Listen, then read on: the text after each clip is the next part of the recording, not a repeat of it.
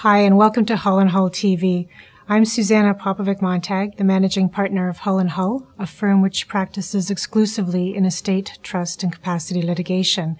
Here at Hull & Hull TV, we explore estate planning and trust issues as they may affect you. Today, I'm very pleased to be joined by Jordan Atin, counsel to our firm, together with Ian Hull, who is the co-founding partner of Hull & Hull.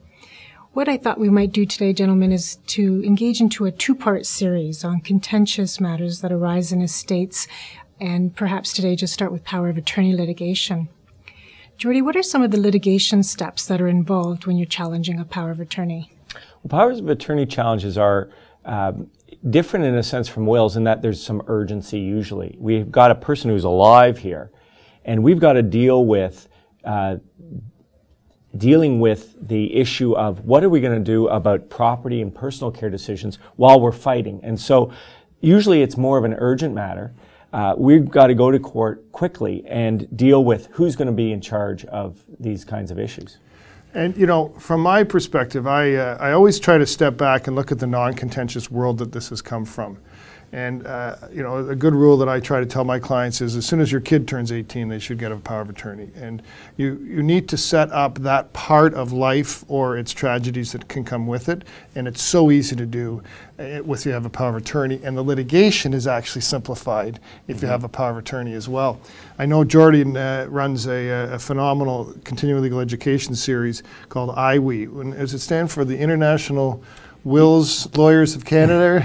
It's called the Institute of Wills and Estate Education. But thanks. Yes. IWE as it is. And you have a seminar tonight actually on just this point of the non-contentious work you can do with powers of attorney.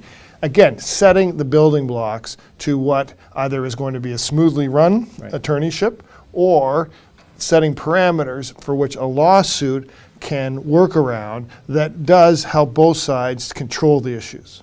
And apart from power of attorney fights where they're just fighting over who ought to be the power of attorney or whether or not the document is valid, what other kinds of fights can we see in these kinds of scenarios? Well, if you don't have a power of attorney and the person is incapable, then you're into what's called a guardianship application. And a guardianship application is a full-blown court application where you have to serve relatives and of the alleged incapable person. The incapable person themselves has to be served, and so you're into a full litigation step with affidavits and all of those matters if you don't have a power of attorney. Right. And Ian, let's talk a little bit more about the materials that are actually filed before the court. Well, these situations are similar to the contentious scenarios that you get into, of course, similar in some ways to the removal of an estate trustee. You have to make these materials very personal. And a court needs to know exactly what is going on, both between the parties and with the incapable, alleged incapable. The core element of the materials, though, and something we should probably think a little bit more about and talk a little bit about too, is that a judge ultimately has to make a finding of incapacity if he or she is going to appoint a guardian. And so that in and of itself is medical-based materials that need to be filed. And so when we say alleged incapable, it's because we're waiting on a judge to actually make that determination that that individual, based on the medical evidence, as you say, is not capable of either managing their own affairs or their personal care? Correct.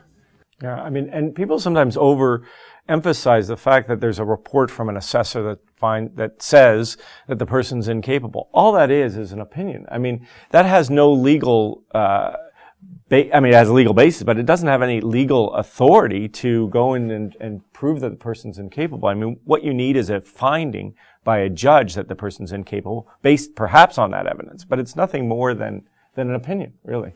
And so normally you'll see an exchange of medical or expert reports. Is that sort of the idea in terms of the additional evidence to be filed with the judge? If the dispute is over whether the person is capable or not, sometimes that's not an issue. Sometimes the issue is really between, for example, siblings who say, okay, we agree mom's not capable. Now, I think I should be in charge. No, I should be in charge, right? And so the issue of capacity is usually only brought up by the person who's being, the mom in this case, being alleged to be incapable. Well, that's great, Jordan. Thank you very much. I think this might be a good point for us to pause, and then we'll carry on into our second part of the program with a little bit more of the discussion of the legal components to these kinds of challenges. Great. Jordan, thank you very much for joining us, and thank you as well.